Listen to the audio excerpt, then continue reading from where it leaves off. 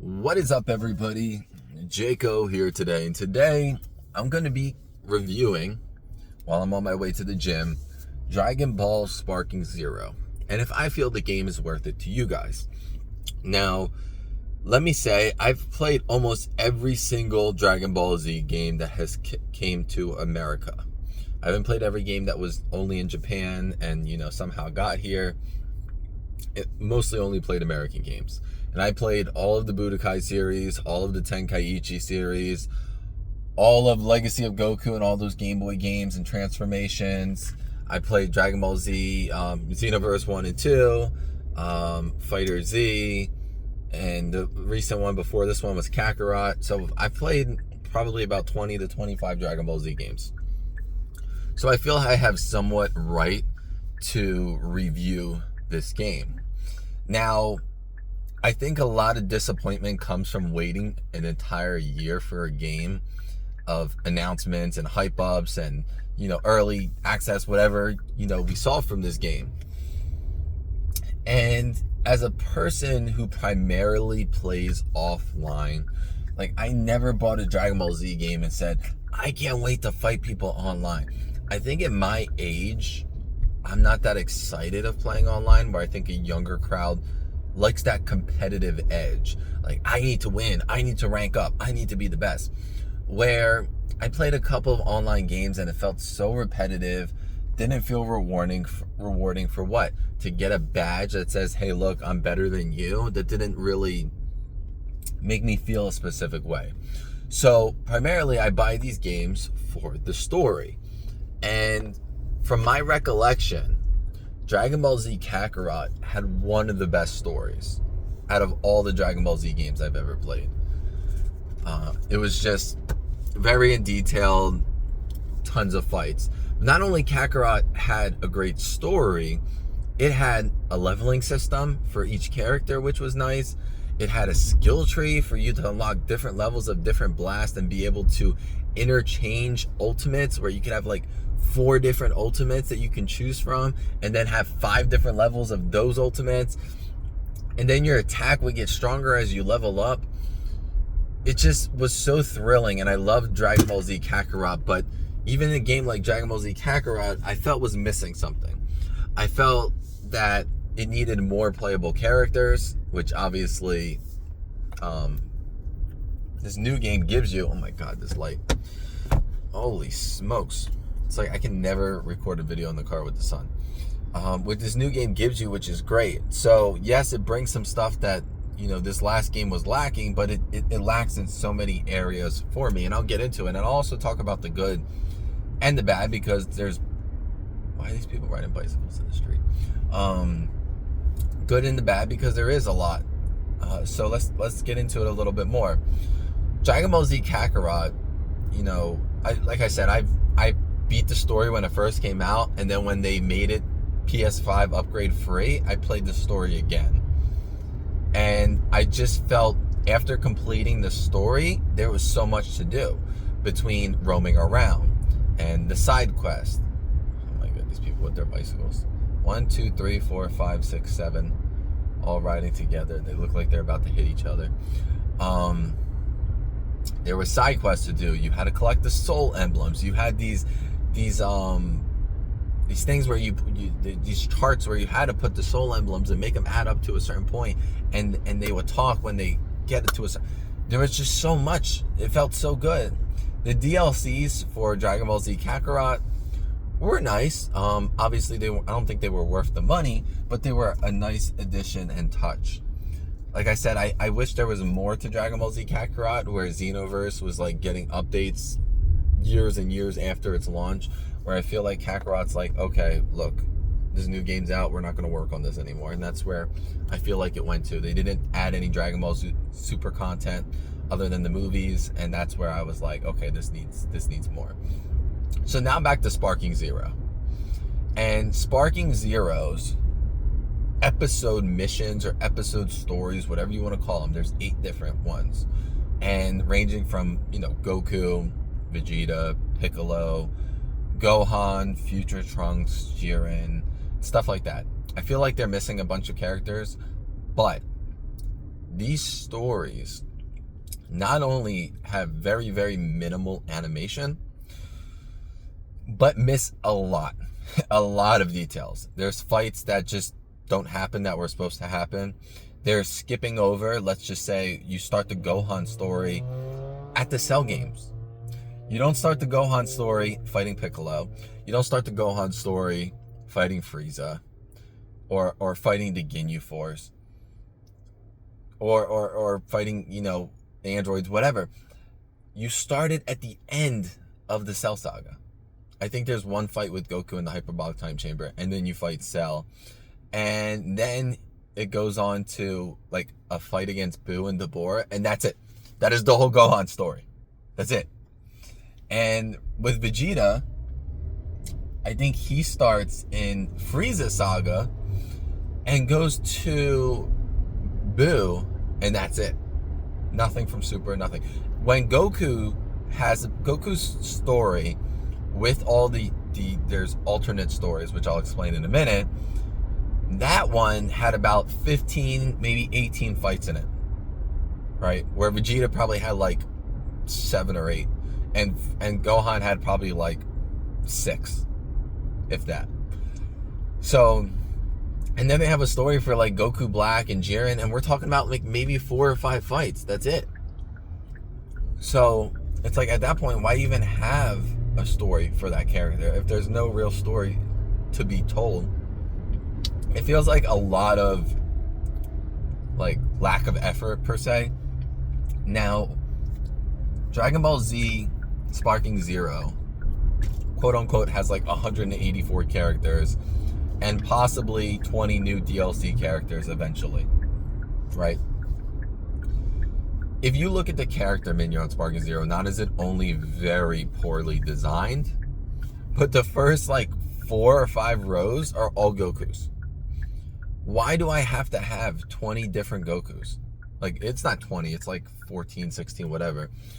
Why do we have to have so many Gokus on so many different things?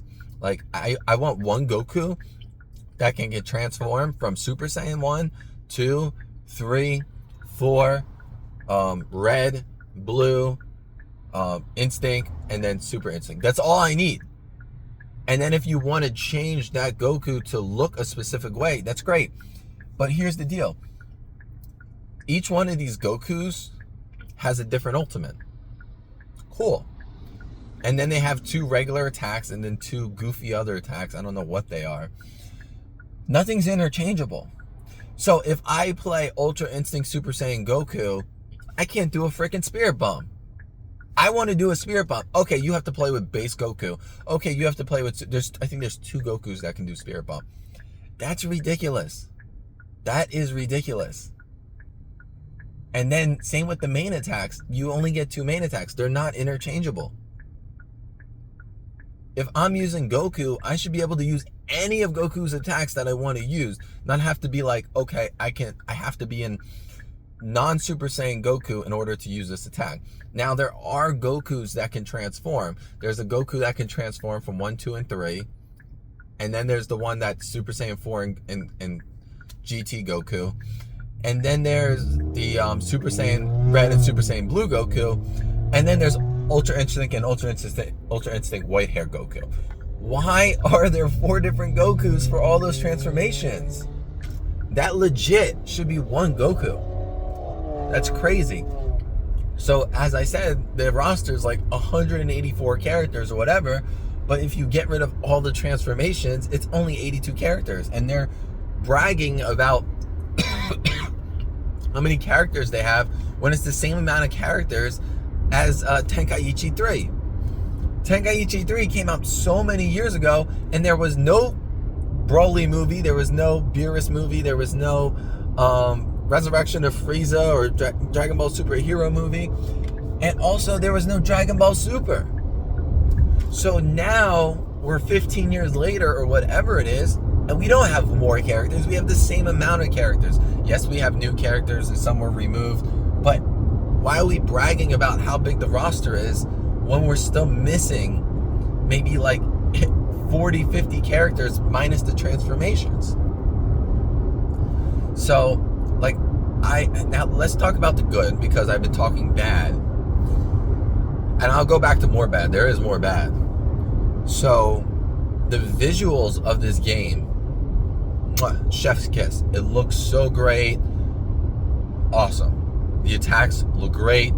The atmosphere, the background, all this other stuff. When you enter Sparking Zero, the clouds turn dark. The clouds are moving. The ground effects look good. Everything looks great.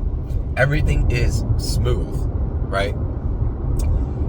The mechanics, it's literally, they have a section in the game. It's called battle training. And in battle training, it teaches you how to do moves. Now, it teaches you how to do moves like they're talking to a kindergarten, but I don't know if it's my age, but I just don't really want to sit there for hours and hours and hours to learn a million different moves.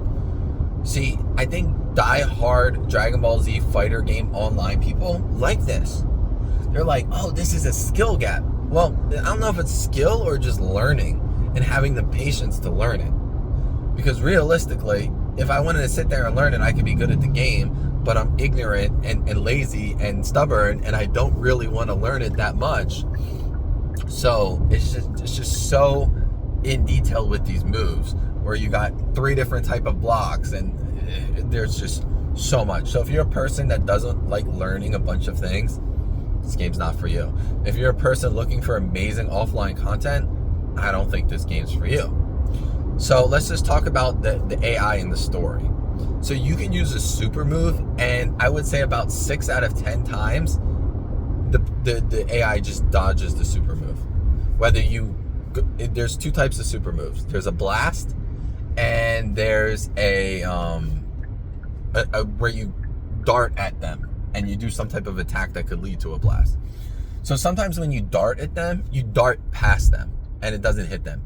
And then you're in this sparking mode, you build up all your Kai, and it's all gone. Because it's glitched, or the AI moved, or whatever. This is a lot to deal with. It's just like, now I gotta power up. It just feels so repetitive. And when I play a character, like when I use a character, I do feel some type of difference, but it's very minimal. But when I play the AI, I feel like I'm fighting the same character every time with a different skin. That's literally how it feels. Now, yes, it looks great. That's cool. But it feels very, very, very familiar. So let's go into let's go into custom episodes. Now, I was so excited for this because I thought this could be so amazing. Now, me personally, you can create your own custom battles. Obviously, it's pretty limited to an extent, but I've seen some that were pretty interesting as well. So what is a custom battle? It pretty much, you pick your character, you pick your stage, you pick your character typing, and then you arrange a fight with certain circumstances. Like you can say, oh, if Goku goes under half health, he transforms. Something like that. So they have custom battles made for you from the dev team, which range in difficulty so much that it's like, and that's another thing I'm talking about after this, is difficulty, where the range in difficulty is so much where I play on hard and I just get my butt whooped. I literally have to play on like the worst difficulty to win. And then if I do play on the worst difficulty, I win big. If I play on a higher difficulty, I get my butt kicked. It's as simple as that. And then when you're playing with a character that's, is 100 times stronger than another character in real life and in the show, and then you get beat by that character, it's just like, holy crap, did I really lose against this person? So that's a tough pill to swallow. And that goes back to the story mode. And then right after difficulty, I'll talk about the what ifs. But I got to do the custom battles. I got to finish this.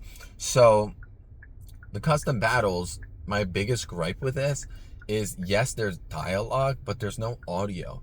And there's so much audio in the file of the voices that they could have allowed us to use it, and they didn't. Not only that, the rewards for beating these, a little bit of XP towards a total level, a proficiency level towards characters that mean absolutely nothing, some money that I don't need because I have everything in the game. Like, the longevity of this game for me is embarrassing. It's almost like after you beat the story, you ask yourself, like, if you're not an online person, you really ask yourself, what do I do? And the story, this map that they have with these different lands, and you travel from this map, and then they have circles where it's so discombobulated. It's like the concept is cool. It just looks awful to me. It looks awful to me, just like the character select screen looks awful to me, and you'll understand if you bought this game. So back to the difficulty of the story mode and the what ifs. So the difficulty of the story mode, you have a normal and an easy. And if you play on easy, then you can't unlock what if stories. So when I'm and then sometimes it randomly changes the difficulty for you. I don't know if it's because I beat something and they feel I'm better than I am. It would change the difficulty for you. So with what if story, I'm gonna spoil the Raditz one. There's, first of all, like I said, this is so messy.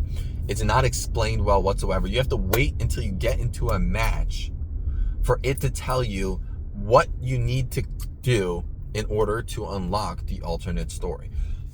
Also, one of the things is you have to beat Raditz in a certain amount of time. There's no clock. If you don't beat in a certain amount of time, it's not going to trigger the alternate reality or whatever. But even if you trigger something, you're not even sure if you did it, because you're like, wait, because the next part could be regular, and then the part after that could be the alternate reality.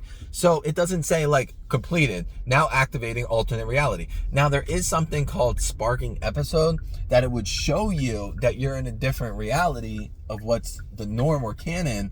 But even then, that doesn't pop up right away. That pops up maybe a few minutes afterwards. I guess I'll park here. So that being said, I'm trying to get out of the sun. Okay. That being said, the whole alternate universe thing is confusing. Now, each story has one different timeline that has maybe 3, 4, possibly 5 fights in it, which is cool, and some of them are interesting. I'm not going to spoil it. But there's other things where it's just like, oh, if you beat this player in this amount of time, this happens instead of this happens, and it's just one fight. And there's like 5 or 6 of these in Goku's story. But again, you have to fight it on normal difficulty. It cannot be on easy difficulty, or else it won't activate. And again, the description to make it activate is crazy. This game was very, very, very confusing from the very beginning. So let's talk about, like I said, longevity. As a person who beat this game, I still go on, I still play these custom battles. It's still, there's still some excitement to it. But right now, I feel like, what do I do? What do I play in this game to make it exciting? There's other things. There's so many goofy things to unlock that have zero effect on me. Like, okay, you can get a different outfit for Goku. Okay. Oh, you can get a title for a banner or something like that. Oh, here's more money. So, and then there's a Dragon Ball collection where you can make wishes of stuff that you get normally. It's not like you're getting something that you can't normally get. So what is the point of having 3 different dragons with 21 different Dragon Balls, and they don't even explain how to get the Dragon Balls whatsoever? You don't even know how. I don't even know how to get the Dragon Balls. I have to look it up to figure out how to get the Dragon Balls. The game doesn't tell you that. That's crazy. So other than that, like I said, they have the custom battles. They have the episode mode, which is the story mode. There's no flying around. There's no collecting the Dragon Balls. Just very lackluster overall. And I spent a lot of money on this game. And as a Dragon Ball Z fan, like, the nostalgia is still there. I still feel like the characters are really cool, and the fighting and the attacks are really cool. I just feel like there's so much that they can fix or do to make this game so much better for offline people. it seems to me that the online people are pretty happy. And that's great. Good for them. I'm just not an online player. And I remember playing Tenkaichi 3, and I loved the story. And here's the deal. Even in Tenkaichi 3 all these years ago, it would tell you the percent of the story that you completed. And this one, you don't know. You don't know. So if you're missing a bunch of what if battles, and it says 75%, you're like, okay, well, I still got 25%, so let me look for these 25%. No, you have to literally go through this giant freaking map and find your story modes. And yes, you can click R2 and do this, and it's so discombobulated. It's such a mess. So let me end this, because I'm going to 20 minutes now and I'm at my gym now. But let me put a number on this game and how I would rank it. If I were to rank this game, I would rank it a 6.5, maybe 7 out of 10. I can't give it more than a 7. Probably a 7 out of 10. And Dragon Ball Z Kakarot, I would rate like a 7.5 or an 8. And if they brought super content and more content in, it would be a lot higher. Dragon Ball Z Sparking Zero, they plan on bringing in content, but they're talking about superhero movie and Daima. I don't care about Daima, and I don't care about the superhero movie. I don't care about those things. So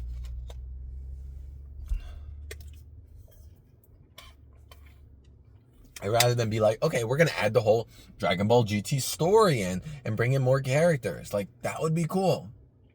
Like, I don't even care if they brought in more Daima characters and just made a Dragon Ball GT story. The Dragon Ball GT story, I loved. Yes, the episodes were very short, but the Baby Saga, like, they have the characters there. They put the characters in the game, so why couldn't you make a story? Like, the Omega Shenron's there, Baby Vegeta's there. They have to add, the different Shenrons and stuff like that. Super 17's not there for some weird reason. But, I mean, they have 17 in the game, so why can't they make Super 17? Super 17 makes no sense. Or Baby's there as well. So yeah, that's my final wraps on it. If you play the game, let me know, and how it went for you, and if you like it, if you would recommend it. But I hope everybody has a blessed day, guys. Sparking Zero out.